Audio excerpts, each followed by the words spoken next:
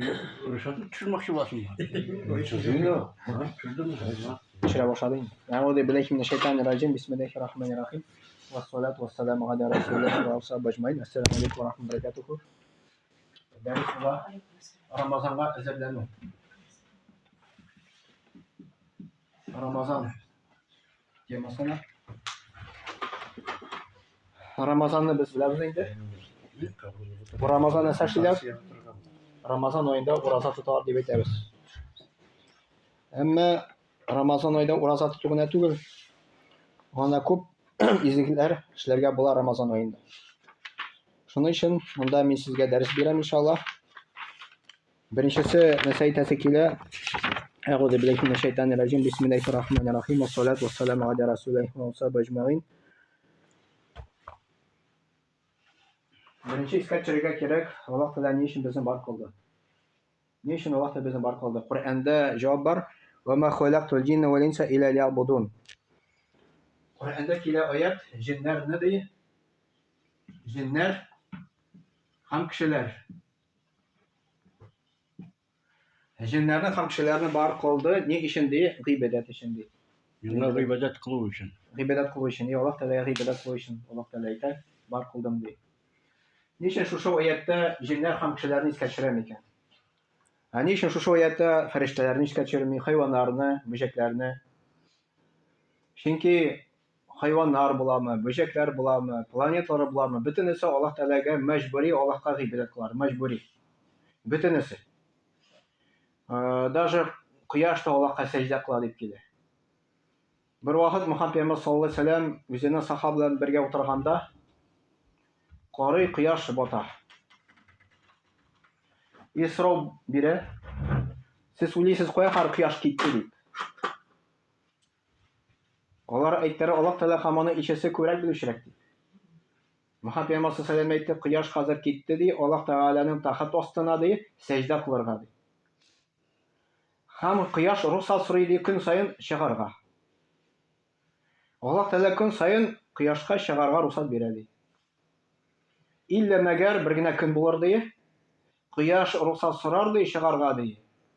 Alloh taolo aytar, qo'yan batding, shundan chiq deb aytar deydi. Yanda уже kıyamet günü bulardı. Dünya beterinde. Buna kıyamet günün bir alameti bulup tura, quyosh gün batıştan çıkacak inşallah. No nişik buna onlarga biz ko'ramiz, quyosh nişik ol kite qo'yar, sajda qilarga ol bitinib, tege yer shari quyosh bo'ylab aylanib yurgan. Buni nişik onlarga deganda, buni bizning aqlga sığmay bo'ydir. Bu Alloh taolaning ishi sayt. Buni nauka bilan belki dokazat etib bo'lmaydidir.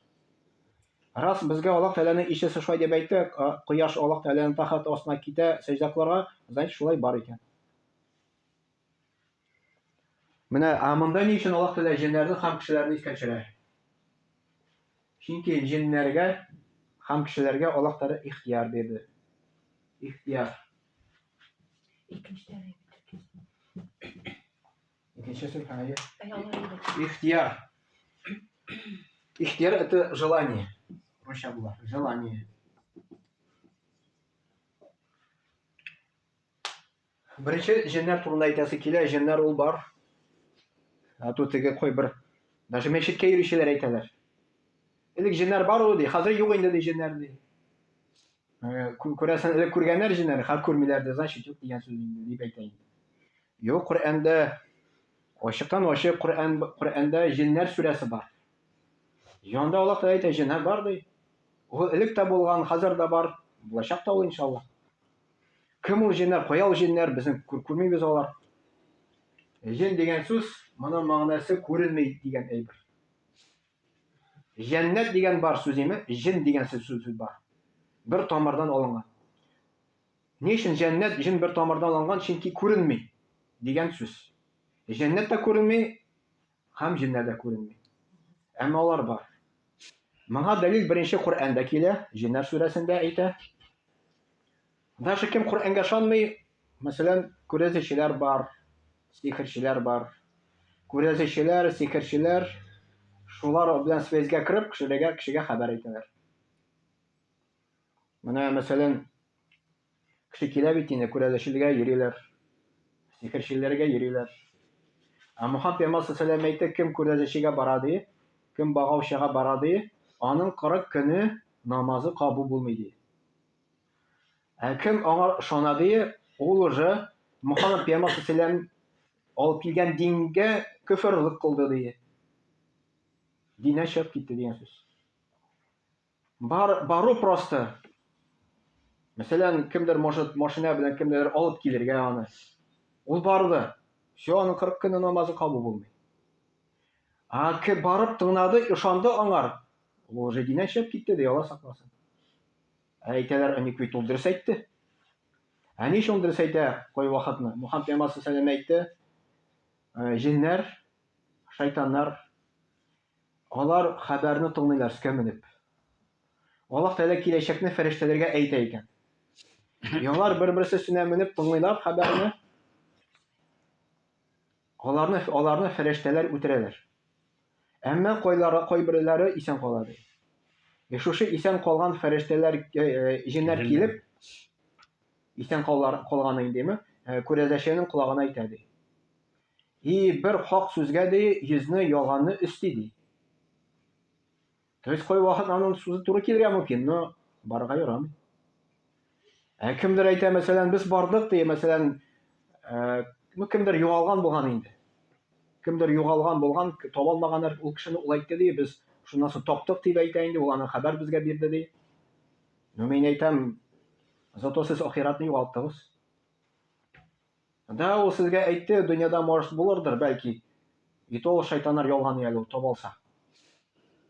Но зато сез теге ахират дөньясында баргач, анда мәңге тамукка барасыз, Алла сакласын, диннән чыгып киттегез дип әйтәм. Поэтому безнең динебездә Аллаһ Тәгалә тыйды күрәзәчеләргә, сихерчеләргә йөрергә. Ни өчен? Чөнки алар җиннәр белән связьгә керәләр. Менә мәсәлән, күрәзәче монда утыра бит инде, анда киләр кешеләр. Ул әйтә, менә машинада шундый кеше калды. Менә син шундый авырты белән авыртасың, син шундый авырты белән авыртасың. Теге син уйлыйсың, каян белә ул аны? Ишана башлыйсың шуңа инде. Ни өчен ул каян белә ул? Чөнки аңар җиннәр колагына әйтә. Күрәзәчеләр, алар сихерчеләргә шайтаннар булышмый, пока алар шайтанга табынмый. Ягъни алар уже үзеннән үзе кафир була. Үзеннән үзе уже кафир, потому что шайтанга табына, Аллаһка түгел. Күрәзәче ничек була ул? Мәсәлән, җиннәр, шайтаннар моңа киләләр. Күрәзәче моннан ярдәм сорый. Теге җиннәр әйтәләр үзенең иманны сатырга. Нинди нәрсәләр предлагать итәләр? Гөнаһлар. Менә мондый сынамка табын дип, я мәсәлән корбан чал дип, Аллаһ ризалыгы өчен түгел, берәйне шайтан ризалыгы өчен һәм башка. Ул Аллаһ Тәгаләгә тиңдәшлек кыла, шунда динә чыгып китә. Күрәзәчеләр, сихерчеләр, алар уже динә чыкканнар дигән сүз. Менә җиннәр алар бар. Алар инде җиннәр арасында төрлеләр бар. Яхшы җиннәр дә бар, начар җиннәр дә бар. Бар җиннәр шайтаннар. Аллаһ Тәгалә безгә һәрбер кешегә куйды бер җин. Шайтанны. Бөтен кешедә бар ул. Иле дә мәгәр Гайса пәйгамбәрдә булмады. Мөхәммәд пәйгамбәр сәлләмдә булды. Мөхәммәд пәйгамбәр сәлләм әйтте, Аллаһ Тәгалә ди аңар то есть шулай итте ди, шул миңа яхшылыкка гына инде ди.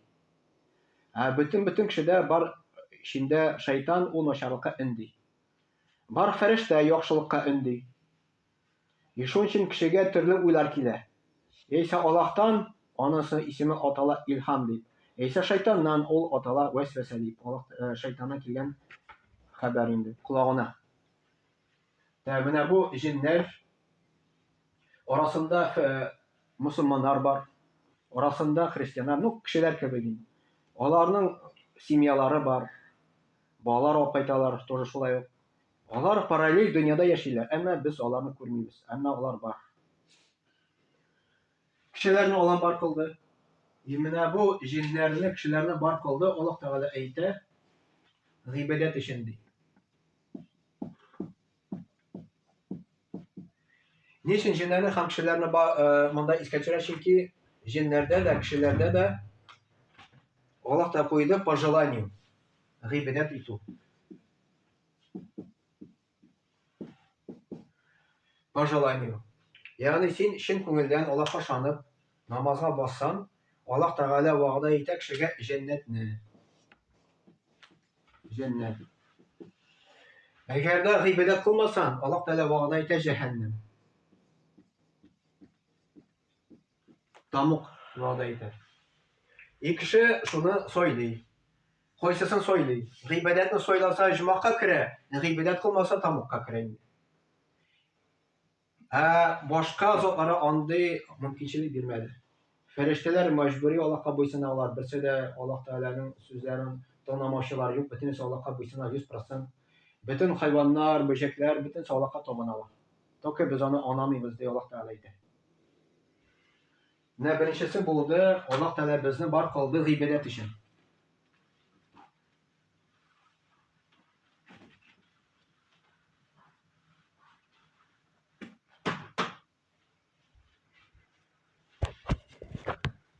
Гыйбадәт өчен бар кылгач, безне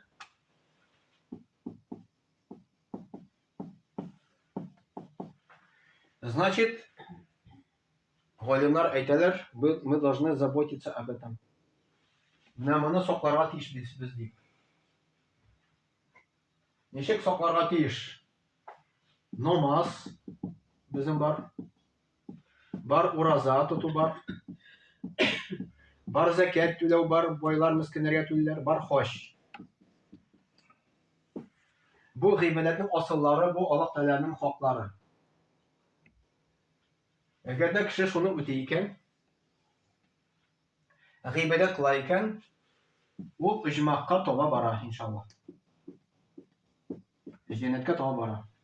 Мөхәммәд Пәйгамбәр саллаллаһу әйтте, кем кыямәт көненә намазны алып килә, намаз укый икән, 5 вакыт намаз, Аллаһ Тәгалә вәгъдә кыла шушы кешене иҗмакка кертергә.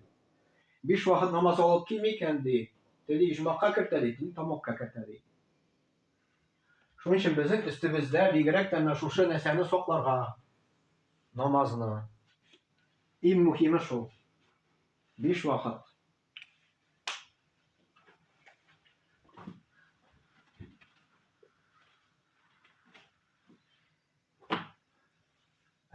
Безнең максатыбыз иҗмакка кергә бит инде. Дөньяда бәхетле булырга, ахиратта бәхетле булырга максатыбыз шул. Но кемнеңдер максаты үтәлми. Ул дөньяга килде, гыйбадәт кылмый. Кем Аллаһ Тәгаләгә гыйбадәт кылмый, ул бәхетне бу дөньядан эзли башлый. Галимнар әйтәләр, бер хәзрәт әйтә, беренче урынга кеше куя ди акча эшләү ди. То есть кем ахират артыннан бармый, кем только дөньяны гына тели, беренче урынга кеше куя акчаны. Ни өчен намаз укымыйсың? Вакытым юк, эшлисе бар. Ни өчен эшли ул? Акча эшлисе бар ди. Менә вакытым юк дип әйтә Аллаһ Тәгаләгә. Әгәр дә аңар мәсәлән вакыт юк дигән кешегә әйтсәң, ну давай сиңа 24 сәгать түгел, 25 сәгать бирәбез суткага. 1 сәгать Аллаһка бирәсең. Шушы 1 сәгатьне ул бар Аллаһка кулланмый, ул бар дөнья куллана. Минем вакытым җитми дип, акча күрәк эшләп башлый. Да, акча ул кирәк. Но если син беренче урынга куйсаң, моны беренче урынга, хәлак буласың дигән сүз ахиратта. Әгәр дә син аны беренче урынга куйсаң, ахиратта хәлак буласың. Акча кирәк, акча ул. Но ул безнең акча кисәдә булырга тиеш, күңелгә түгел дигән. Күңелгә керсә акча, без Аллаһка табына башлыйбыз. Ничек шу акча табына башлый? Ул Аллаһны оныта. Аллаһка табынмый башлый, Аллаһ Тәгалә табынмый, закатын бирми, намазлар укымый. Аннары бер хәзрәт сөйли, икенче урынга куялар кешеләр, бу тормышны максатын итеп знаменитость. Знаменитость. Кешенең мәшһүр буласы килә. Әгәр дә аның, мәсәлән, кабинетка, мәсәлән, зам такого-то дип, или директор дип асып куйсалар, менә ул вакытта аңа рәхәт була инде. Күңелгә рәхәт була, димме? Кемдер инде сәхнәгә менергә тели. Бер хәзрәт әйтмешә, сәхнәгә кешене менгәнсән, янына төшерә алмыйсың аны ди. Анда рәхәт сәхнә өстендә. Кемдер погоны артыннан дөньяда йөри. Кемгәдер погоны кирәк, кемгәдер должность кирәк, кемдер директор буласы килә. Ну карагыз, бу акча тыелмаган, заминис тыелмаган. Но если ул беренче урынга куя аны, Аллаһны онытып, ул вакытта ул аңа табынган була. Өченче урынга куялар дип әйтә хәзрәт, это жить ради удовольствия. Ради удовольствия. То есть Эмиратка бару, Турцияга бару ял итү, клубтан клубка йөрү, кибетләргә йөрү, концертка йөрү да. Әлбәттә, Эмиратка барырга тыелмаган. Турцияга бары ярый, ял итәргә. Но если син Аллаһны онытып беренче максатны шуны куясың, шуның өчен яшәсәң дөньяда инде. Син получается шуңа табынган буласың, Аллаһка түгел. И син ахиратны югалтасың. Но бүгенге көндә ислам дин галимнәре әйтәләр, кеше бәхет шунда эзли. Кешенең ди бәхетле булыр өчен ди җитми илемдә, Аллаһ белән илемдә җитми ди. Илемдә җитми Аллаһ белән. Аллаһ белән илемдә җитми. Бәхет шунда, Аллаһ белән илемдәгә керү. Кайда ул илемдәгә керәбез без? Беренче намазда керәбез. Намазда. Ураза тотканда Аллаһ белән илемдәгә керәбез. Хаҗ кылганда без Аллаһ белән илемдәгә керәбез. Безнең бар күңел бит. Калып дип атала, калып. Ул күңел дип әйтәләр аны, күңел. Әгәр безнең күңелебез намаз укыса, тән белән бергә инде, ураза тотса, хаҗ кылса, зәкатын түләсә, зәкат ул садака бирү. Моның илемтәсе була. Но һәрбер кешенең илемтә төрлечә. Без намазга басабыз, намазга баскач, тәнне намазга алып килдек, җан артта кала. Теге күптән түгел безгә бер хәзрәт килеп китте инде. Мударрис хәзрәт инде. Ул сөйли, кемдер сөйләгән инде күрәсен. Теге имам басып торган намазда инде. И ялгышкан ди. Янда намаздан соң сорый. Без 3 рәкат укыдыкмы или 4 рәкат укыдыкмы дип сорый инде. Бөтен сөйлиләр, бер сәйтә 3 укыды ди, точно ди, 4 түгел ди. Ни өчен ки мин намазга баскач ди, минем теге складлар бар ди. Һәрбер складка кирип чыгам ди, һәр рәкатта дип әйтә ди. 3-кә кирип чыктым, 4-чесенә җитешмәдем дип әйтте ди. Менә безнең намаз укыганда калыбыбыз кайсы тирәдә йөри микән, теге күңелебез. Намаз укыганда, чтобы күңелебез Аллаһ белән бергә булсын өчен, беренче нәрсә эшләргә кирәк, тәрҗемәсен тырыштырырга белергә кирәк. То есть Аль-Фатиха сүрәсен укып, Алхамдулиллахи раббил аламин, аны мәгънәсен дә ятларга кирәк. Без Аллаһ Тәгалә белән сөйләшәбез, нәрсә без Аллаһтан сорыйбыз. Кул хуаллаһу ахад, фалак сүрәләрен укыйбыз, или Нас сүрәләрен укыйбыз, или Инна атойна сүрәләрен укыйбыз. Ягъни кайсысын без намазда укыйбыз, намаздагы булган дугаларны мәгънәсенә өйрәнергә кирәк. Бу арттыра. Бу күңел белән укуны, бу хушук дип атала. Хушук. Бу хушуклыкны арттыра. Андары бу намазда бирелеп уку ди, күңел белән Аллаһ белән сөйләшү. Андары хушукны арттыра. Бер китапта китерелгән бер сахаба булган, күрәсен, сахаба була бай, или табигый мисә түгел. Тахарат алганда моның йөзе үзгәрә торган булган. Аны сораганнар, нәрсә булды сиңа, нишләп синең тахарат алганда йөзең үзгәрә? Син белмисеңме, что ли, син мин кем каршында басам ди. То есть тахарат алганда уже уе белән аңлаган кем каршына баса, Аллаһ каршына. Вот представьте, безне чакырдылар, хотя бы мәсәлән губернаторга. Кировка. Әле былай гына кертә булмый бит әле аны. Әле просто губернатор. Или представьте, Путин син чакырды Кремльгә. Син аның каршына ничек басып торасың? Нәрсә турында уйлыйсың син? Бу президент всех президентов дип әйтәбез, Аллаһ Тәгалә. Патшаларның патшасы. Аның каршына без намаз укыганда нинди рәвештә басабыз инде? Нинди хис белән басабыз? Обычно без иле намазы иң авыры иле намазы укырга хушук белән. Потому что теге дөнья белән бөтен нәрсә бәйләнгән, без инде монда эшлибез, раз кинәткә намазга бастык. Намазга басыр алдыннан есть предисловие икән. Беренчесе тахарат алабыз, тахарат алганда Аллаһ турында уйларга кирәк тырышырга. Бу инде насихат үземә дә. Аннары мәчеткә кем бара? Мәчеткә барганда Аллаһ Тәгаләне тасбих, зикр әйтеп барга кирәк, сөйләшеп түгел. Уже Аллаһ Тәгаләне искә төшергән буласың. Хатын-кызларың өйдә. Или мәсәлән, берсенә әйткәннәр, киттек намаз укырга. Теге сәзрәфтә үземнең уй белән теге әзрәк ничек дип әйткәндә. Уем китрим әле ди, шушы нәрсәгә инде. Әзерлим әле ди. Әзерләгәндә әйдә, һәр намаз укыйбыз дигән. То есть нужно намаз укырга күңел белән дә теге тән белән генә түгел. Мөхәммәд Пәйгамбәр саллаллаһу әйтте, һәр кешенең намазы да төрлечә була ди, савап буенча. Кемгәдер 10-нан 1 өлеше языла ди. Кемнәндер 5-тән 1 өлеше, кемнәдер 2-дән 1 өлеше ди.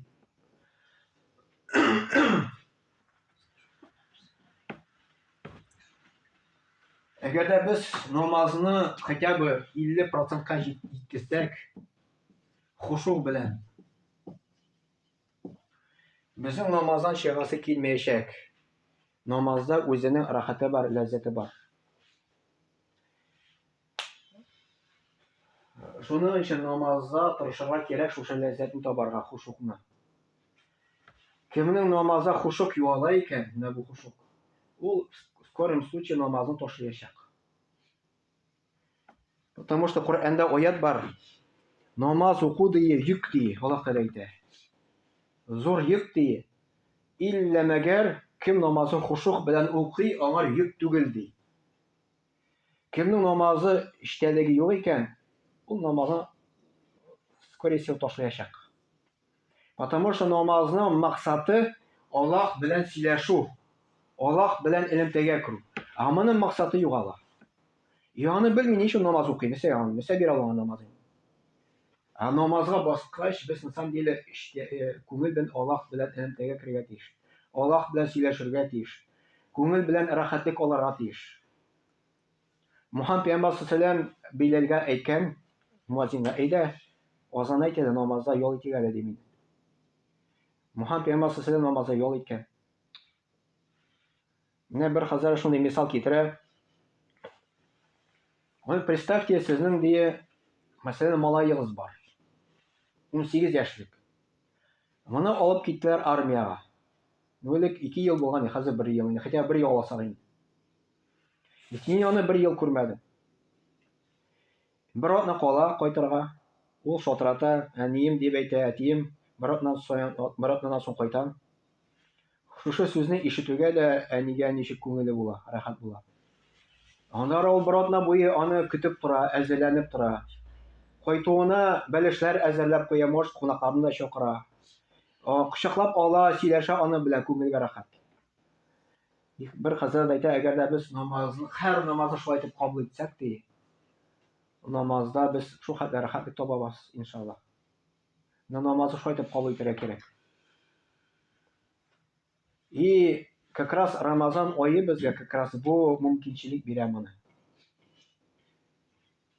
Нинди изге гамәл кыласы киләсен килә икән, иң беренче менә бу хушук турында уйлап намазны, ничек аны намазда Аллаһ Тәгалә белән сөйләшергә бирелеп укырга була икән диде. Мөхәммәд Пәйгамбәр саллаллаһу әйтте, намазда шайтан килә ди. Азан әйткәндә шайтан кача, арттан һава чыгарып ди. Мөхәммәд Пәйгамбәр саллаллаһу әйтте. Кая азан ишетелми, шунда хәтле кача икән. Азан әйтеп бетергәч кире килә ди. Аннары камат төшерелә. Камат төшерелгәндә шайтан таң кача ди. Камат беткәч таң килә ди. кешенең күңел белән арасына баса ди. И намазга Аллаһу Акбар дигәч, начинается атака. Шайтанның атакасы начинается. Нәрсә белән? Уйлар белән. Уйлар килә намазда. Әллә нинди теге син даже оныткан нәрсәләр дә килә. Берсе элке заманда яшәгән тоже бер галим, бер китапта язылган бугай. Аның янына килә бер кеше, сорый, ачкычны югалттым ди, ничек табарга ди. Ул әйтә, син төнлә тор, намаз укы ди. Намазга баса да шайтан моңа рискә төшерә. Намазда инде. Анда әйтә, син каян белдең дип әйтә. Мин белдем, сол шайтан сиңа киләчәк намазда. Потому что намазда шайтан бөтен кешегә килә. Менә уйл атака начинается. Hücum башлана. Бу турында уйлады. Әгәрдән бу сизсәк, Мөхәммәд Пәйгамбәр саллаллаху алейһи ва саллям әйтә, "Аузу биллаһи минәш шайтанир раҗим", сул якка дип әйтегез ди. Алай әйткәч китә ул. Яңа тагын килә. И безнең көрәш башлана, көрәш. Намаз өчен көрәш. Шайтан белән көрәшәбез. Намаз укыганда фитнә үттереп бултырмый. Берсе сөйләгәннәр итеге. Намазга басканнар, и берсе иткән дә тегесе заявление биргән ди. Мен намазга төкердем ул ди.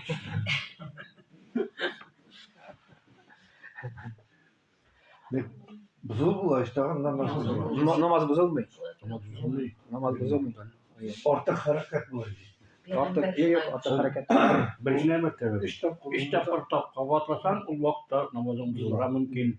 Но бер тапкыр әйтәбез, теге постоянно түгел. Белән намаз бузылмый.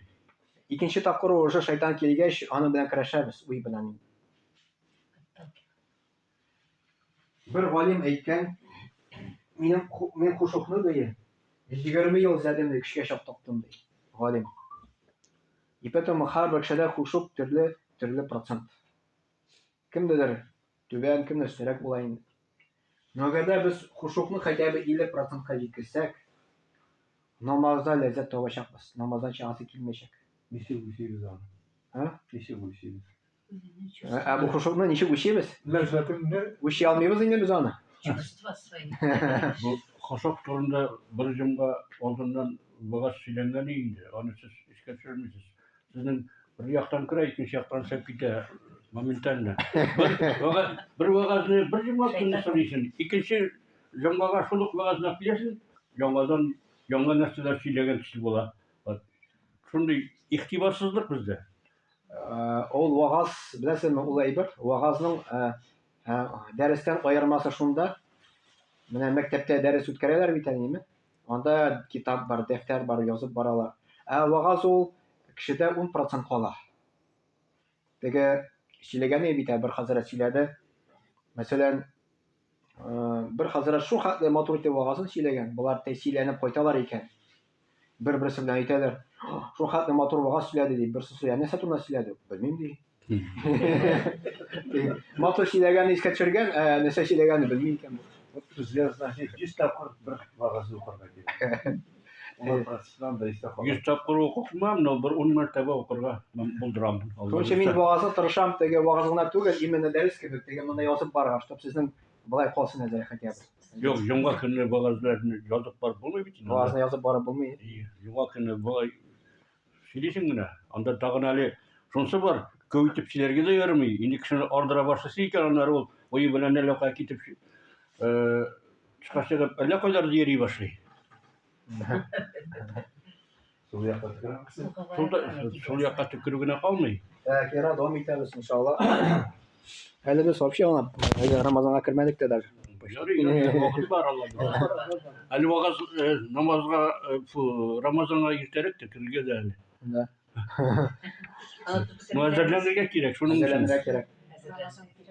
Теге көрәшчеләр бар бит әле, көрәшчеләр, аны спортчылар, спорт белән заниматься итәләр бит. Алар теге соревнование алдыннан теге разминка ясыйлар бит инде, җыуналар беренче инде, анда бер ярты сәгать, бер сәгать инде, анда раз көрәшкә керешәләр. Если разминка булмаса, ул вакытта ул я травмироваться итәләр мөмкин, я һәм башка әйбер инде. Монда да без раз кинәт кенә Рамазанга керәбез, Кинәткә кергәч, әле Рамазанның уртасында гына уянабыз әле. Һәм Рамазан ай бит дип уйлыйбыз, ә уже яртыгына калды дигәндә. Теге обычно теге ифтарга язалар бит инеме? Ифтарга язылырга кирәк бер ай алдан уже. Уже син әзерләнгән буласың.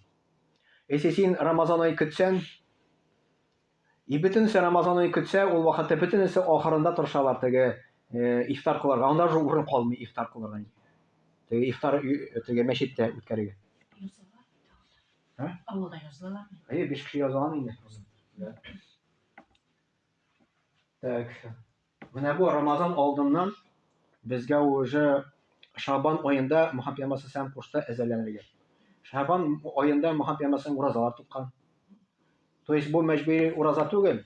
Бу ихтияри ураза. Аның өчен савабы бар. Син уже Рамазанга әзерләнәсең.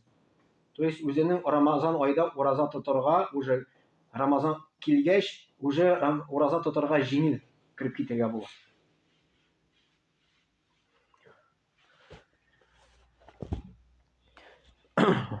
Аллаһ Тәгалә Коръән-и Кәримдә әйтә: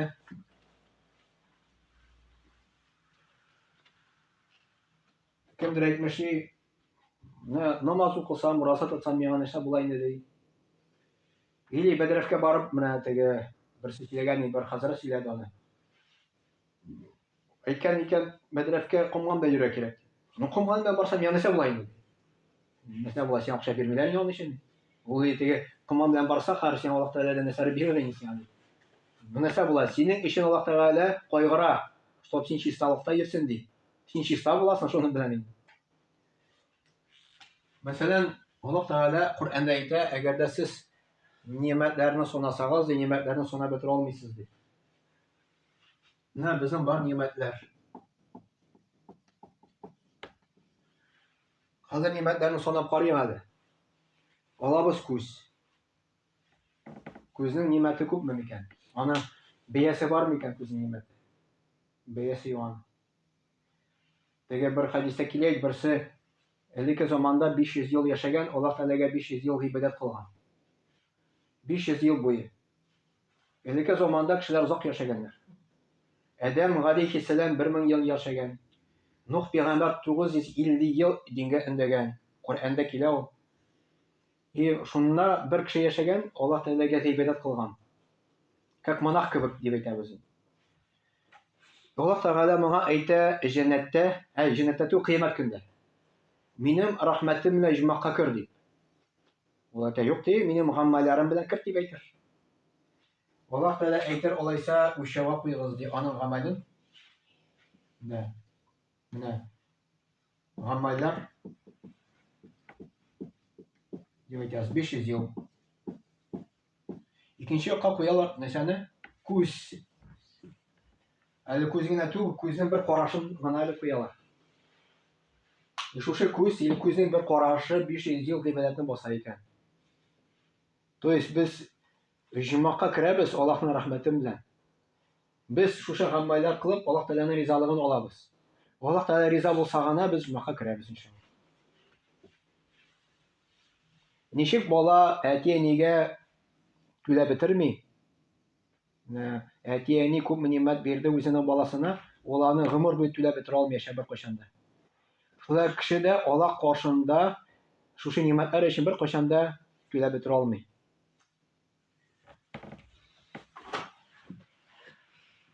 Коръәндә Аллаһ Тәгалә әйтә, мин сезне бер тамчыдан бар кылдым ди. Бер тамчыдан. Бу муҗиза түгелме? Бер тамчыдан ишкан кан ясадым ди. Ишкан каннан ди ит кисәге ди. Андары скелет ясадым ди, скелетка ит кирттем ди. Андары кеше рәвешенә керттем ди. Һәм андары Аллаһ Тәгалә әйтә, фәрештәне җибәрәм ди, җан белән ди. 4 ай үткәннән соң җан керә. Бала селкенә башлый. Ана кеше моны сизә. Ничек анда ул бала кергән менә? Уйлап карыйк. Бу дөньяга чыга бала. Теге мен сезгә сөйләдем юкмы, бер араб сөйләде инде аны. Бер семьяда, бер араб семьясында 7 бала булган ди. Моның хатыны 8нче балага узган. Иң олысы 12 яшьлек малае, иң кечкенәсенә 4 яшьлек кыз. Балага узгач, да бөтен кеше уйлый, то есть бөтен бала уйлый башлады, ничек бу бала чыгар микән ди. 4 яшьлек бала кыз әйтте ди, чыгуын-то понятно, ничек чыга, вот как он туда попал, ди, мне непонятно ди. Бөтенебез шунда булдык. И шунда Аллаһ Тәгалә безгә бер тамчыдан аяклар бар кылды, күзләр бар кылды, колаклар бар кылды. И Коръәндә Аллаһ Тәгалә әйтә, мин сезгә бар кылдым ди, ана карнында ди, сезне ди. Аннары ишетә торган колакларны ди, күрә торган күзләрне ди, һәм йөрәкләрне ди. И монда Аллаһ Тәгалә беренче урынга куйды ишетү аппараты, колаклар ди. Колаклар. Аннары икенче урында куйды күзләр ди. Аннары йөрәкләр. Коръәндә если ул беренче килә икән, значит ул более важнырак. Ул орган. Вроде ничек күздән дә важно була может. Күп ишетә кирәкмәгән. Тәфсирен укыганым, оказывается, кулак булмаса, то есть ишетмәсә кеше ике нимәт югала икән. Нинди? Тел сөйләшә алмый. Ике нимәт югала. Күзләр күрмәсә, ул бер генә нимәт юк. А бу ике нимәт югала икән. Шуның өчен если более важнырак икән, Аллаһ Тәгалә беренче урынга куя икән. И Аллаһ Тәгалә аннары әйтә, бик әз кеше миңа шөкер итә ди. Шушы нимәтләрне санасагыз, ди Аллаһ Тәгалә әйтә, сез сана бетермисез ди. Бетерә алмыйбыз. Күз, колак, борын, авыз, аяклар, куллар. Менә представьте, куллар эшләми. Кемдер безне бит ашатырга туры килә анда. Шетергә туры килә, больниста бит кемдер куллар эшләми мәсәлән. Аны кемдер ашата. Менә шуның өчен кулларда булмаса да күп нимәт югала. Аяклар булмаса күп нимәт югала. И поэтому шушы нимәтләргә безнең өстебездә шөкер итү. Şükür. Şükür була тел белән әйтү. Шөкер була тән белән. Шөкер була күңел белән. И шөкер була еще мал белән. Да, мал белән. Закатын түләйсәң, гошырын бирәсең, ул син шөкер итәсең.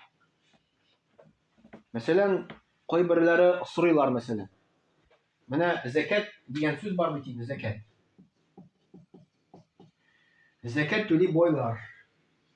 Аның 85 грамм алтын булса, имеется в виду акча, шул хәтле булса.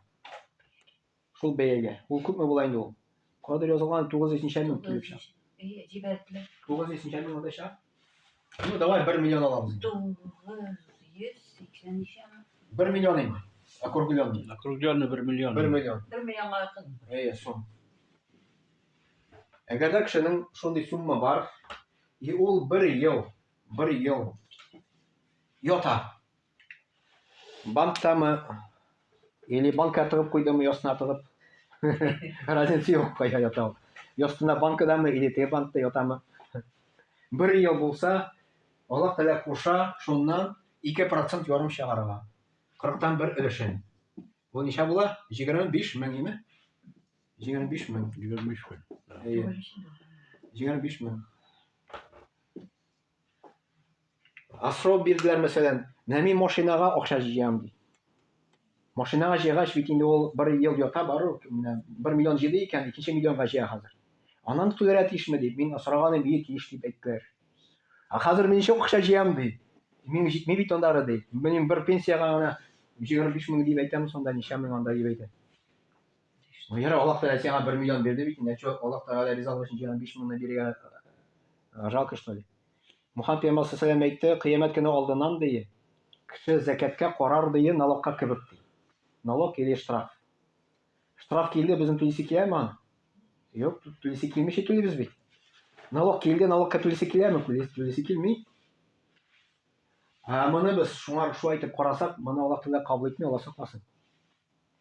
Biz bunu sine birge tiş. Sine birsek. Biz kimlikin bireriz? Allah Teala ayta, minikin biresiz değil. Бу миллионны Аллаһ бирде бит. Син минекен бирәсең ди. Кемгә бирәсең? Мискенгә? Юк, Аллаһ теләй миңа бирәсең ди. Аллаһтан Аллаһка бирәсең. Ә син Аллаһка нинди рәвештә кайтарасың? Аллаһ Тәгалә сиңа шундый матур тән бирде. Жәлләмәде сиңа нимәтләрне. Һаман да көн сайын биреп тә тора. Ә син Аллаһ Тәгаләгә бирергә жәллисең какой-то 40-тан бер өлешен. И моны 25 меңне син чыгарсаң, синнән мал кимеми ди Аллаһ Тәгалә әйтә. Кимеми. Коръәндә Аллаһ Тәгалә әйтә, шайтан моңар кешегә вәгъдә кыла ди теге. Мискин булырсың ди, бирмә ди. Аллаһ Тәгалә әйтә, бир ди. Кемне таныйсың, шайтаннымы или Аллаһнымы? То есть син 25 меңне бирсәң, шушы миллионнан синең Аллаһ Тәгалә өсти ул, кимеми ул. Миллион бер кешедә дә юк ич. Юк шул. Бүтән суммада кирәкме ул? Миллион булса гына кирәк. Миллион булса гына монда килә. Нисабы дигән нәрсә бар. Нисаб. Нисап это минимум. Минимум булырга тиеш. Bu бәясе генә. Аңа төрле Менә әйтүләр инде 500 булса гына бирәсе юк. 500 меңме? Юк. 500 мең генә түгелдер, ялганлап утырасың. Ястында алтынын ята икән, ул да керә. Син санамыйсың. Ну карагыз. Самое главное, без анара кирәк. Миңа безгә Аллаһ Тәгалә бирде икән, син Аллаһка бирәсең. Нужно с удовольствием бирә, рәхмәт теге. Моның өчен син ләззәт мен янәсәмә теге бәхет олара, бәхет белән бирергә тиеш теге. Сине бирергә тиеш дигән сүз. Диге штрафка караган кебек түгел.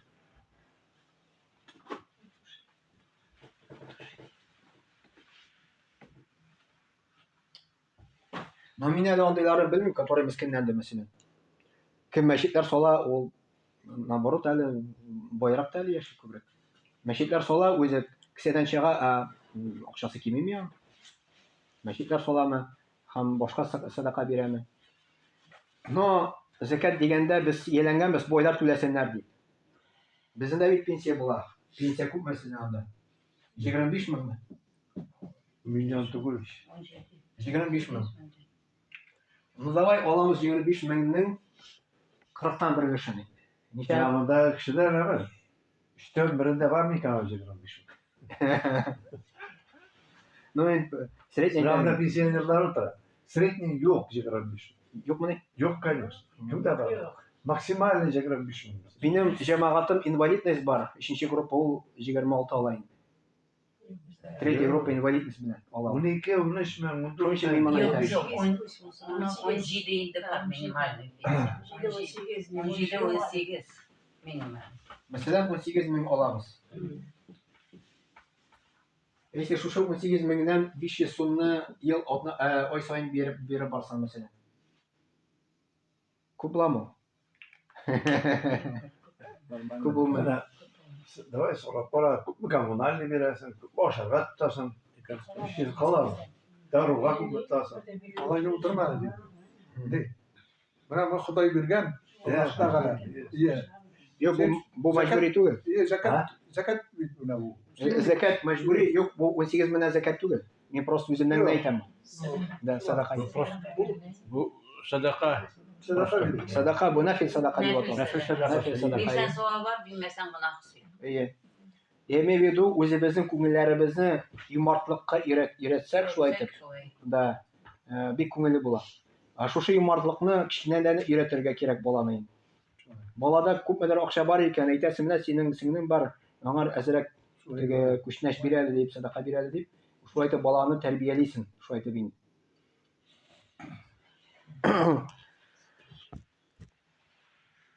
Yani Allah Teala bizni бар кылды гыйбадат өчен.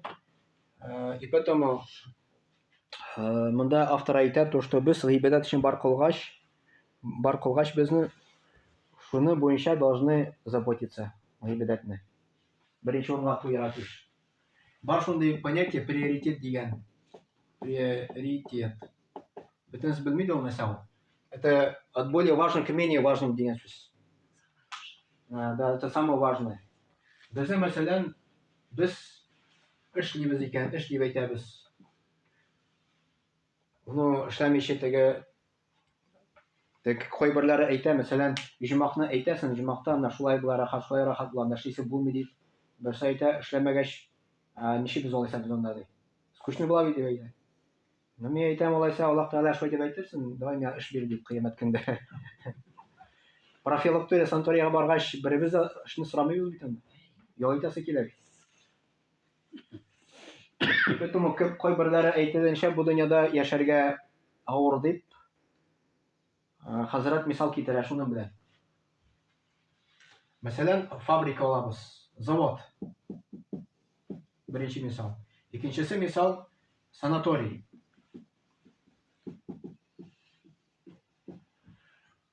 Заводта без эшлибез икән, заводта станокларның тавышы чыга инде. Анда теге тавыш бар анда. И син не имеешь права заводта директорга претензия биргәнчә монда теге шулай тавышлы дип. Потому что естественно завод анда станоклар эшли бит инде. Но син санаторийга барсаң, әйтәсең, ничек монда станокларның тавышы чыга дип. Вакытта претензия бирә аласың, потому что санаторий ул ял итү урын. То же самое без яшибез җимакта түгел. Бар җәннәт дигән нәрсә, җәннәт. И бар дөнья дигән нәрсә, дөнья. Без дөньяда яшибез, җәннәттә түгел. Җәннәткә кергәч, без Аллаһ Тәгаләгә уже как претензия бирерик, ничек монда шулай начар дип. Анда начар булмый, конечно. Но дөньяда ул без бу дөньяда яшибез, бу сынау дөньясы. Бу сынау килә, теге сынау килә, рәхәтлек тә килә, бәхет тә килә, борчу да килә, төрле нәрсә килә. Приоритет дигән, менә иртәнге намаз җитте, иртәнге намаз. Без йоклыйбыз. Йокы важныракмы? Или as-salatu khayrun minan nawm дип әйтәбез бит әле. Намаз ул йокыдан хәерлерәк. Азан әйткәндә. Юк, монда приоритет килә намаз уку уже. Йокы түгел. Илә намазы вакыты җитте. Илә. Ул вакытта син эшлисең, юк, син намаз укырга тиеш. Намаз. Но моның промежутогы бар, менә монда промежуток. Монда уже на второй план уже все. Икенче эш буламы, ял итү буламы, ул уже синең өстендә, ул синең эшең инде анда. Илә намазы, икенде намазы. Поэтому им беренче без должны заботиться намаз вакытында укырга тиеш. Если без җомага керәсебез килә икән, Аллаһ Тәгаләнең ризалыгын аласыбыз килә икән, намазны беренче урынга куярга кирәк. 15-20 минутта ауыштырырга ярамыймы? Обед вакытында ошаганнан соң өйләнеп укырга ярамыймы? Башта намаз укысымы? Аны вакыты бар бит. Я поняла. Илә белән икенде Обедда арасы. вакыты бар. Илә, икенде. Тоятта бар шулаймы? Да, илә намазын вакыты иләдән алып икендегә хәтле. Икендене ахшамга хәтле. Шушы промежутокта укыйсың. Обедтан соң бассам да. Онда алайса күп булай. И син намаз укыганда закат чыгарасың. Теге Гибадат ислами да мин укыганым. Анда Ахмад Хади Максуди язган, уже революция хәтле яшәгән бугай ул ялышмасам. Ул татарларның теге дин буенча галиме дип беләм яны. Мәшһүр галим дип санала. Да, ул анда яза, тәннең закаты бар ди. Тәннең закаты ул намаз дип яза. Да, тәннең закаты ул намаз дип әйтә. Сәламәтлекнең закаты бар ди. Сәламәтлек ул нәрсә? Ураза дип әйтә.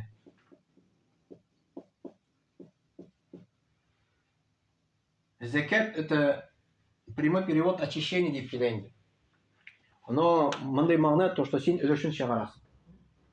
Намаз укыганда син вакыт бирәсең намазга. То есть шушы вакытта син курбан итәсең үзеңнең вакытын Аллаһ ризалыгы өчен. Курбан дигәндә бит курбан чалабыз. Үзебезнең өлешен чыгарабыз бит. Да, жертвуем. Без мы жертвуем намазга шушы вакытта инде. Ураза тотканда ул вакытта уже сәламәт булмаган кеше тотмый уразаны. Аллаһ та кушмый тотарга. Сәламәт булмасаң ди, башка айларда тот ди, башка айларда тота алмасаң ди, фидия бир ди. Алабыз фидия садакасын.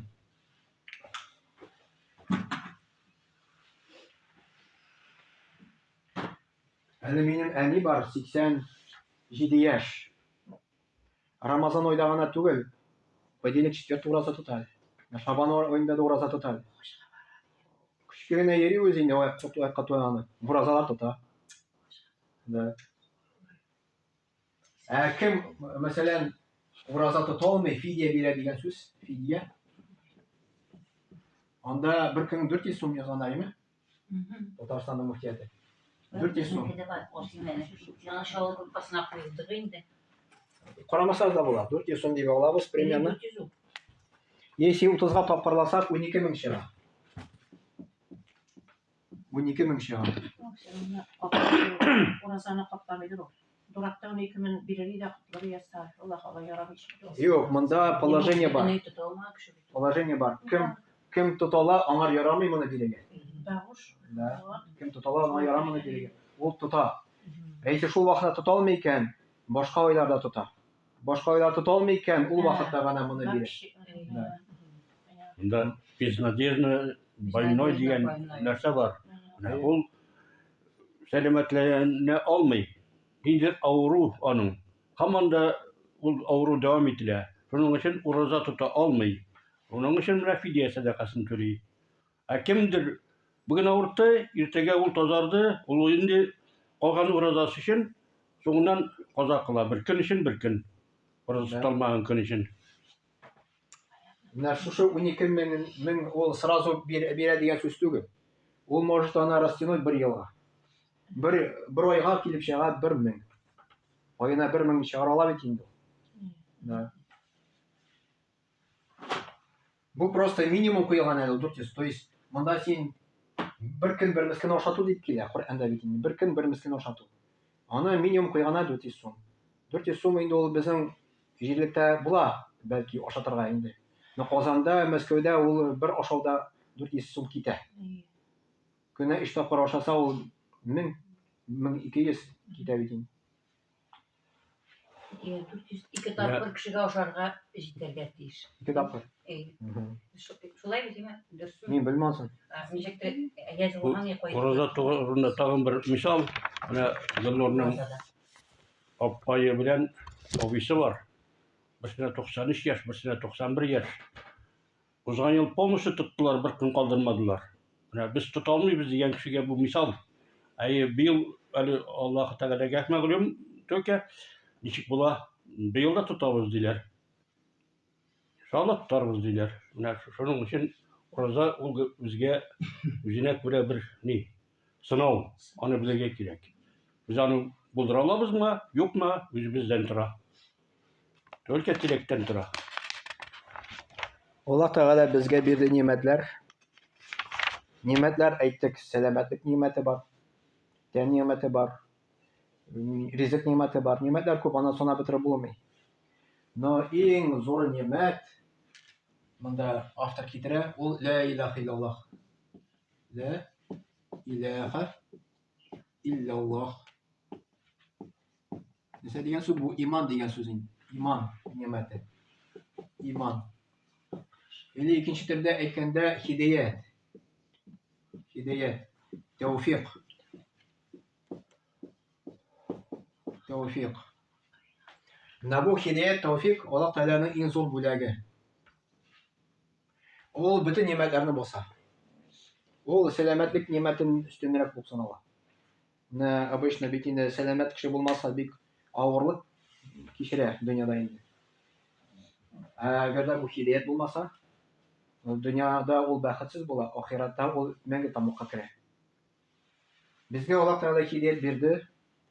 Хидаят нәрсә ул? Әгәр дә кеше по своему желанию, чын күңелдән намазга баса, 5 вакыт намаз укый. Ураза чын күңелдән тота башлый. Һәм башка инде монда хаҗ да керә, закат да керә. То есть по своему желанию.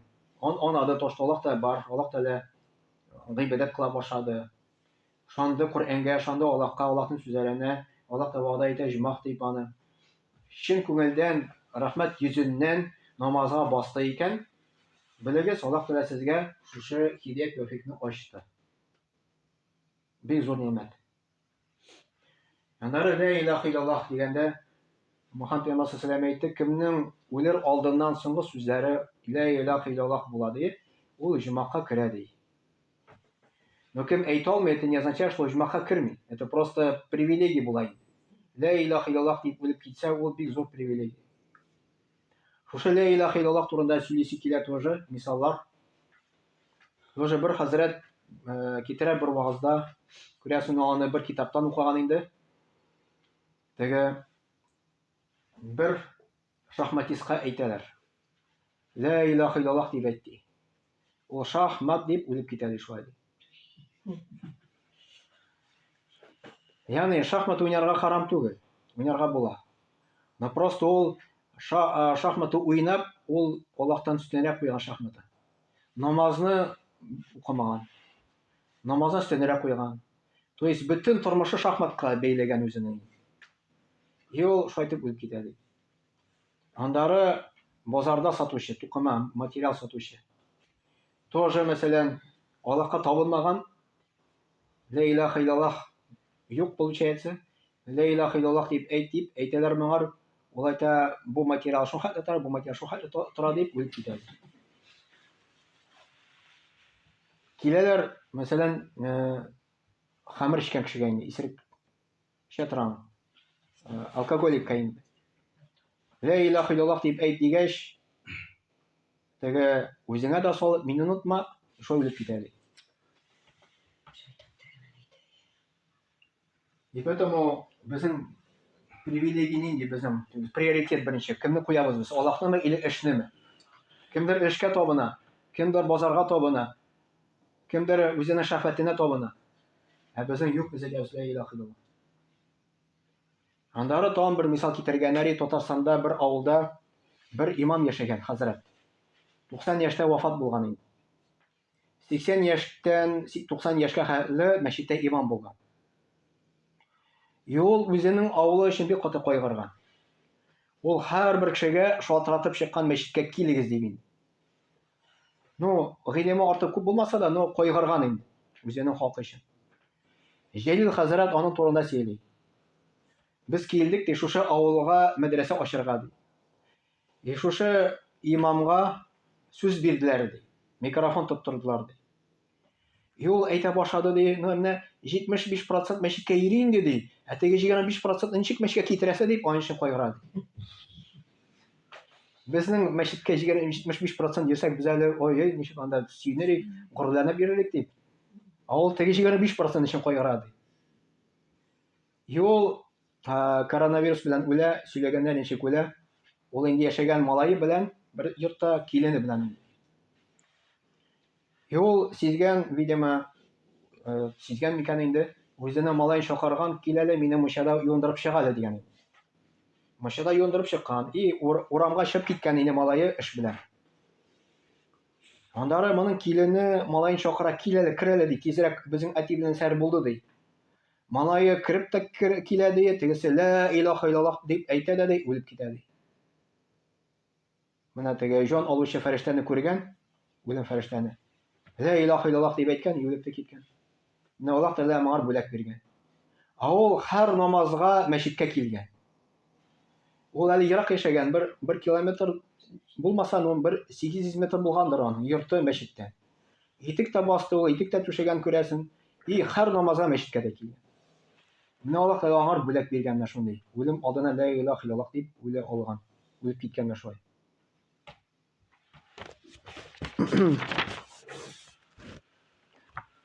Ну, әгәр дә без шушы ла илаха иллаллахны, иманны, кидет, тәүфикны кабул итсәк, намаз укый башласак, ураза тота башласак, без Аллаһ Тәгаләгә шөкер иткән булабыз. Бер китапта укыган, анда китапта язылган шөкер буенча кеше 5 төргә бүленә ди. Беренчесе ниъмәтне танымый. Ул шөкер итми. То есть безнең ниъмәтләр бар, ул ниъмәтләрне танымый. Бу бер төр кеше. Икенче төр кеше ниъмәтне таный, ниъмәтне бирүчене танымый.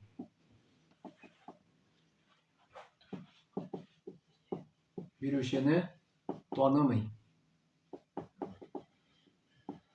Кемне танымый? Аллаһны танымый дигән сүз. Ул да шөкер итмәү дип әйтәләр. Өченчесе, икесе дә бар. Nimetni taный, nimetni berişini taный, но şükür etmey. Şükür etmey. Bu da şükür etmemişi sanala. Dörtüncüsü, bütünsi de var. Nimetni taный, nimetni berişini taный, şükür ete. Bu kim bula? Şükür etkeş, şükür etmişi bulamı? Yok. Şükür etmişi ol buysunmay.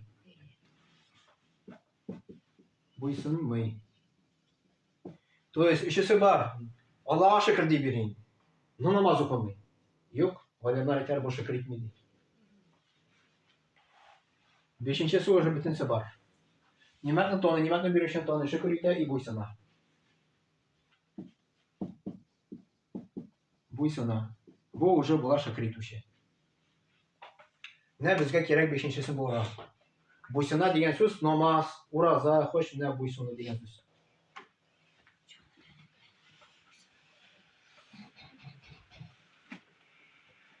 Agarda biz buysunsak, namaz o'qiy boshlasak, namaz o'qu, uraza tutu, ham boshqa biz inshaalloh şükür etuvchi jumladan sanalamiz. Şükür etuvchi sanalamiz. Şükür etsen Allah Teala Kur'an'da ayta ve ista'azzana rabbukum la in shakartum la azidannakum. Sizin Rabbiniz hüküm kıldı diye eğer ona şükür etseniz diye nimetlerini isteyim diye. Şükür etsen nimetler isteyim. Nimetler isteyim. Allah nimetler isteyim. Hani nimetler isteyesin? Namaz da okuyor. Teksin namaz okumuyor mesela. Vроде namaz okumamışı vроде boyarak yaşıyor. Buna maşinası da yaxşırak, yurtu da yaxşırak, namaz okumamışı vроде аны түгел. Hani nimetler isteyesin bunda? Bu не только maddi, biz ko'ramiz tege maddiyatda nimetler. Бар başka nimetler bit әле.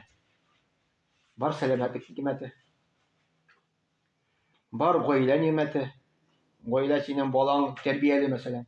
Bala terbiyeli bulmasa, günün tünü onun için koygarasın. Күңелен тыныч түгел бала өчен инде. Я тегендә ишеп кайта, я монда йөри, я тегендә. Монда галимнар әйтәләр, нинди нимәтләр эшләр күңел тынычлыгы дип. Күңел тынычлыгы. Күңел тынычлыгы барлыкка килә. Күңел тынычлыгын куян аласы аны Аллаһ бирүче. Аны врач бирә алмый, аны аптекадан сатып алып булмый, аны Аллаһ бирүче. Күңел тынычлыгы килә намазда. Намаз укучының. Намаз.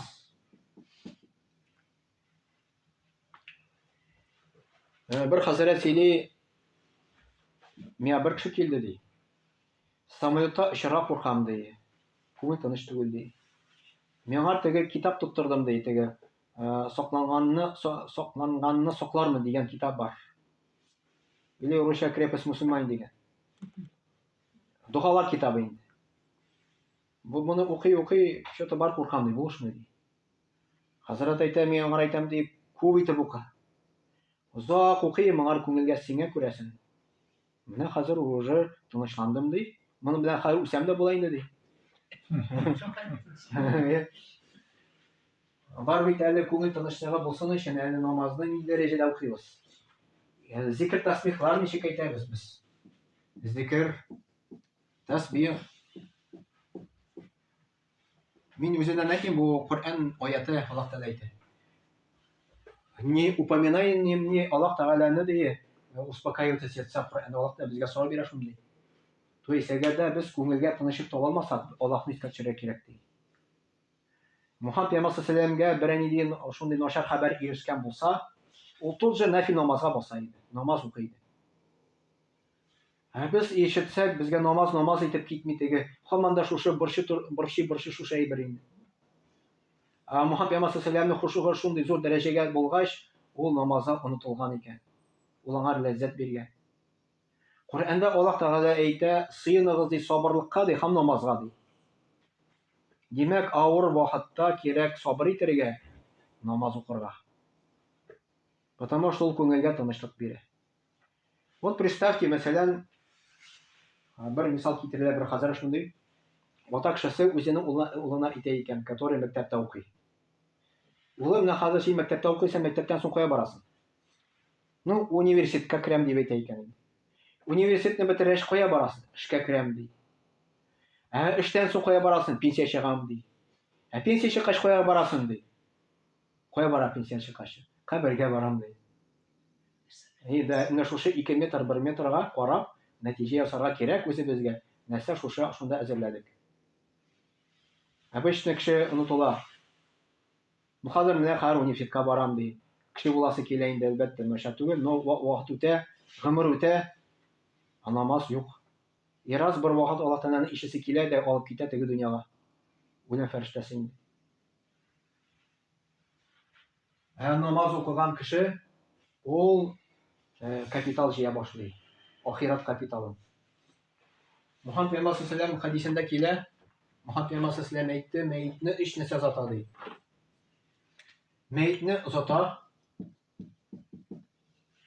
3 әйбер. Зата гаилә. Гаиләсе зата. Икенчесе зата мал.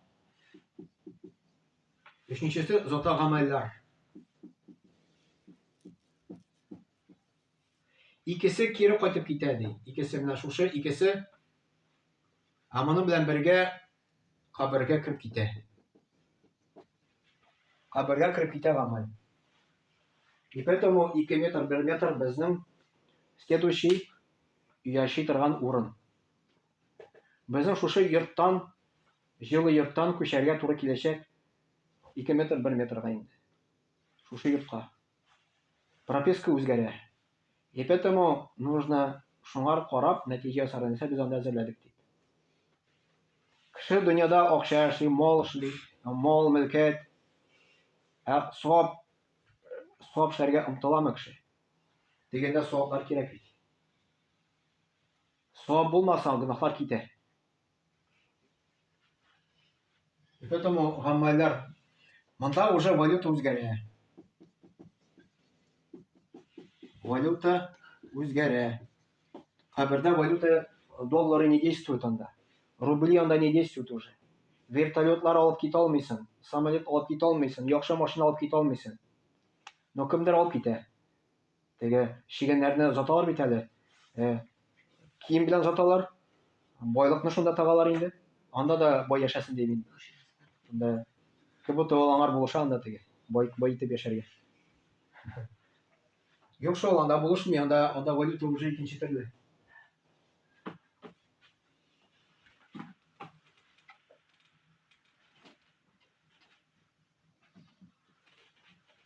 Безнең күпме вакыт әле? 15 минут. 15 минут калдымы? 12'ye 15. 11'de 45. Хәзер ничә? 11'de 45. 11:45. 5:15. Яра бер 10 минут еще, да? Иншалла. Андары намазга күчәрбез иншалла. Sen kayda okuyorsun namazı. Hamsını var. Монда сезне иншалла. Bu şamali bula. Uzakırak okusak da bunu. Менә Рамазан ае җитә. Монда бик мөһим кадерен белергә күп әйбер. Күп әйберне кадерен белергә. Мөхәммәд пәйгамбәр саллаллаһу әйтә 5 нәрсәнең кадерен бел, 5 нәрсә килгәнчә хәтле. Тормыш.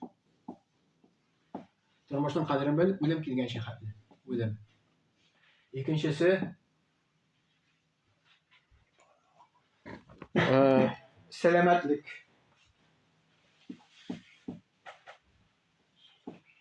Сәламәтлек. Шир килгәнчә хәтле, авырту килгәнчә хәтле. Теге мишәрләр шулай дип яшәр бит, мин ширләдем ди мин. Без әйтәбез мин авыртам ди, балар мин ширләдем ди фикер. Ширлим ди. Сәламәтлек, шир килгәнчә хәтле. Так. Андары буш вакытыңны кадерен бел. Vakit kaderi. Буш вакыт дип килә монда, буш вакыт. Шөгыль килгәнчә хәтле.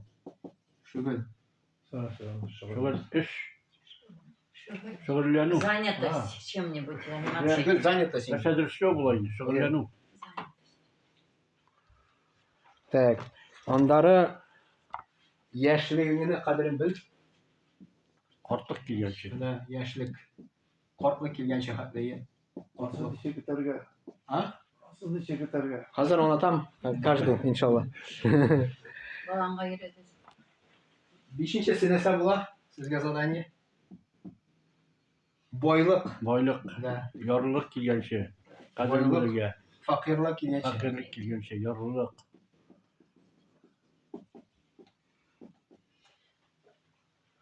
Тормыш. То есть, пока җан тәндә без изгелек кыла алабыз. Даже тел белән дә Аллаһ телен искәнче ла илаһа иллаллах дип әйтә алабыз. Даже урыс телендә булса да.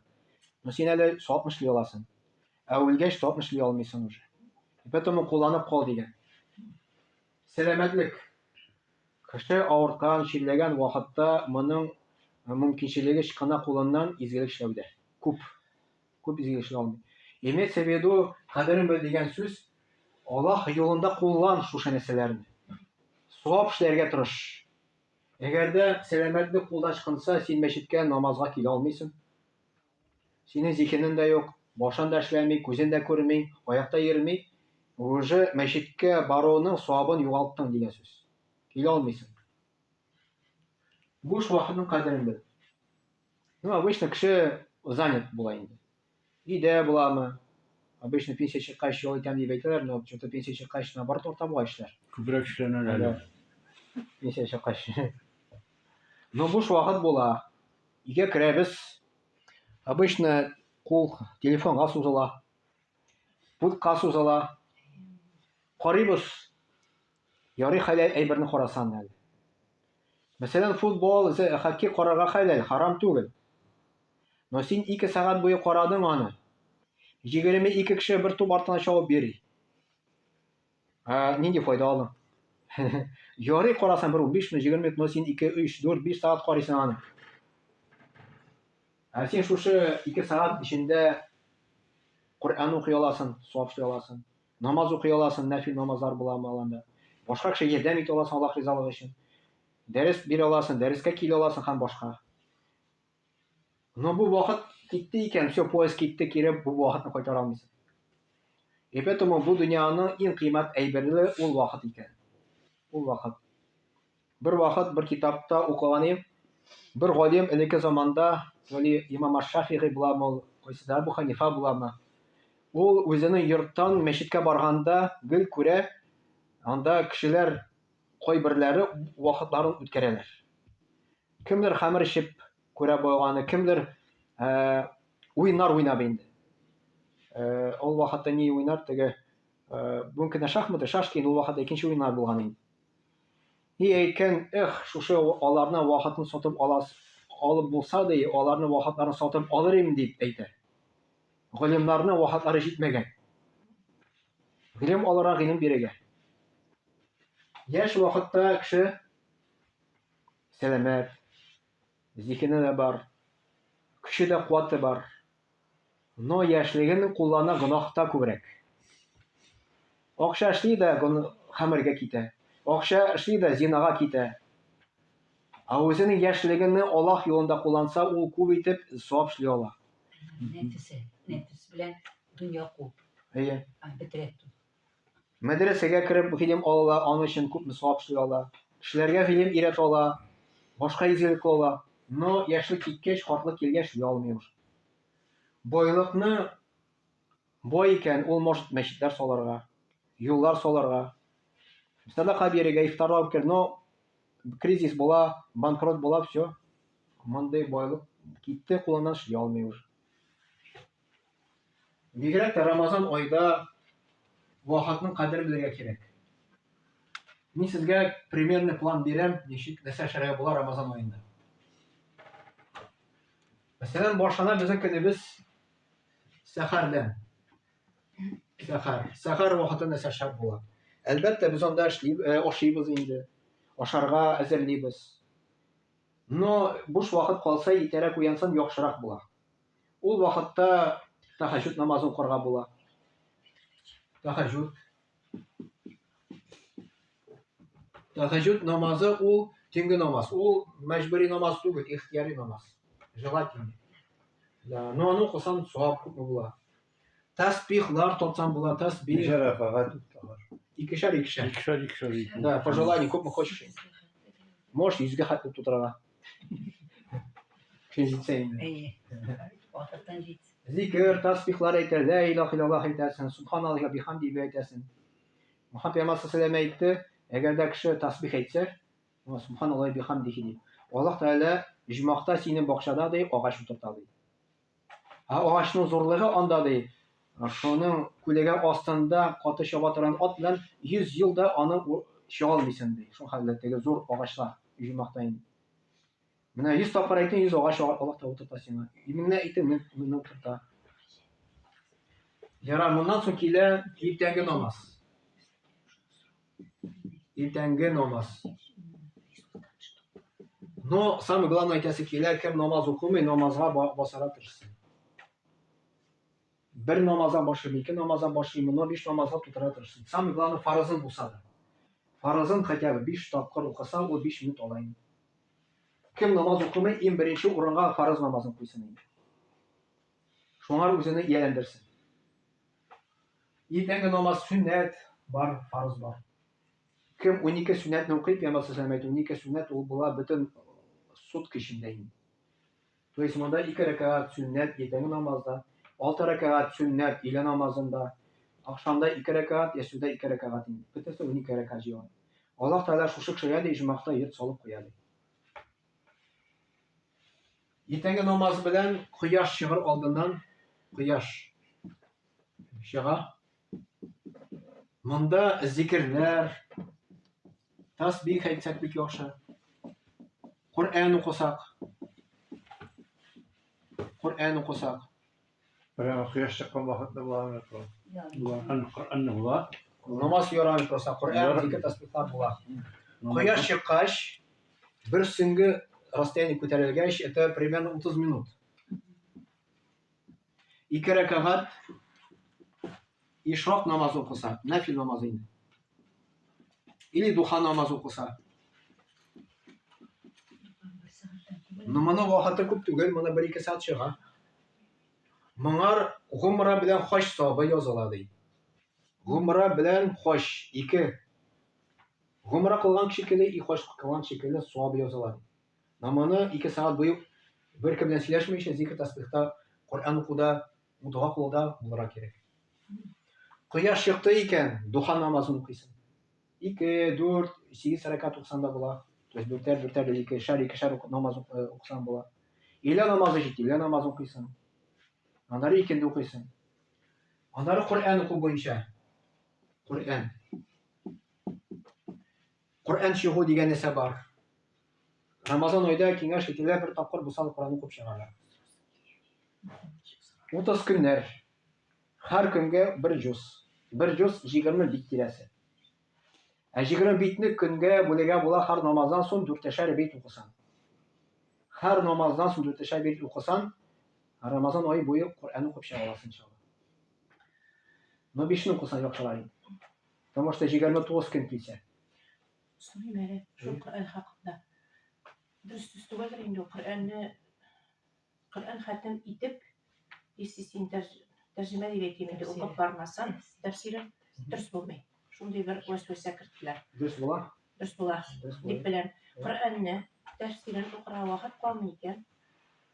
Ниятләп тотынып, хәтем итеп ураза аенда үзен тәфсирен укымыйча да укып чыкса, дөрес буламы? Дөрес була. Төрле бар. Можно просто Коръән укырга, арабча инде. Можно просто тәфсирен укырга. Можно просто икесен дә укырга. Менә икесе булар. Да, икесен укысаң, самый яхшы була. Ну да. Аблай гынахсы булмый, үзең генә укысаң да арабчадан. Кеше үзенең положениесен карый. Мәсәлән, тәфсир белән укыргамы, или булай укыргамы дигән. Тәфсир белән укысаң яхшырак, конечно. Но кай вакытны син арган буласың. Ардым, тәфсирен укырга авыр. Но Коръән укый аласың. Ярас, шу Коръән аласың да укыйсың. Мин дә эштә бер шоу бирәм бу тема буенча. Менә ошыга Рамазан аенда Коръән хәтемне укып чыгарга дип тырыша күп кеше. Мәчеткә йөреп, инде укырга өйрәнгән кеше. Аны бит укып бетермәсәң дә ярый. Укып демесен diyor. Аның нихәтлегенә укысан да тырыша кагыйдәләренә Әйе. туры киттереп укысан, шунда ук нихәтле укыйсың, тәрҗемәсен дә укып барсаң, нихәтле укысан да ярый. Ярый. Менә шушыны бик күп кеше буталар да ашыга укый. Ага. Мгм. Ярый. Bu көндә булды бу инде. Механикалар механик эшләп байлайды. Аны бер кызык кына бер тормышта. Менә киләләр мәчеткә, бик авырдан киләләр. Киләләр дә мин инде олы, мин моны да өйрәнә алмыйм, мин монтырыгыны да өйрәнә алмыйм. Булмый миннән дип, менә шушылай үзләрендә ниндидер бер программа керткән шикелле, Аллаһтан сораган шикелле бөтен күп кеше менә шушылай. Менә моннан сез үзегезнең әбиләр килә сезгә, иратлар килә инде. Сез үзегезнең опытыгыздан нәрсә әйтерегез ул кешеләргә? Менә бик озак вакыт шуның белән үтә кеше, пока иман ныклыгын, 5 фарызның нәрсә икән, иман багына аңлатып, әз генә аңлый башлаганчы, бик күп вакыт шуңа китә. Сез нәрсәгә, кешеләргә нәрсә әйтерегез? Нинди Мин үзем- совет биререгез? Ничек дингә килдем, как раз шул мисал китердегез. Ага. Мин эшләдем автоколонда, полянда индейме. Шофер булып урнашкан идем, анда мине сокращение эләкте. Мин сторож булып эшләдем, охранник булып 2 ел ярым дип эшләдем анда. Минем белән бергә бер бала эшләде. Аны исеме Вазый Хафи дигән. Ул һәр вафат инде. Мен ул вакытта 22 яшь. Ул китабын тотып килә иде. Иске китап инде анда, транскрипция белән язылган татарча дугалар китабы инде. Килә дә әйтә, улым, Аллаһ бар ул, Аллаһ бер ул. Давай бер дуганы гына өйрәник әле ди. Мин яшь вакытта ни дуга бераз өйрәнәсе килми теге. Как-то сәйрәк. Ничек дуга өйрәнәсең яшь вакытта инде. Но беләсезме? Аның гыйлеме дә күп түгел. Ул миңа тәэсир итте. Теге шундый йөрәктән чыккан бит яманы сүз индеме? Давай укыя дип. Мин каршы килмәдем ишәндер. Алдым да дуга укый башладым. Бер сменада бер дуганы өйрәнәм, икенче сменада дуга өйрәнәм. Шуны укып йөрим. Смотрю, Аллаһ Тәгаләнең тәэсир килә миңа теге. Дуга кабул була теге. Рахат булып китте. Җомга йөри башладым. Шуның аркылы мин дингә килдем. Мин нәрсә әйтәсе килә? Әгәр дә әбиләр монда килә икән, нинд дигәнем юк, монсы юк дип. Каршы килмәгез. Әйтен шуны. Да. Минем эштән төшсә ярый. Әйтегез. Ярар, булмасын инде, ярар. Күршегә дә әйтсәң. Ну, самое главное, менә давай бер дуга өйрәнеп карый да гади дип. Предлагать итегез и всё. Даже психологлар әйтәләр, если ул мәсәләр сөйли икән, каршы килмәгез ди. Әйтсен үзен. Параллельно гына аңар предлагать итеп куегыз дип нәрсә. Ул файдасы күбрәк була. Если каршы килсәң, кешегә каршы килсәң, табигаты шул бит инде теге. Эшләсе килми башлаган. Каршы килмәгез, әйтсен шуны. Просто параллельно предлагать итегез. Давай моны өйрәнәбез дип. Иншаллах. Рәхмәт.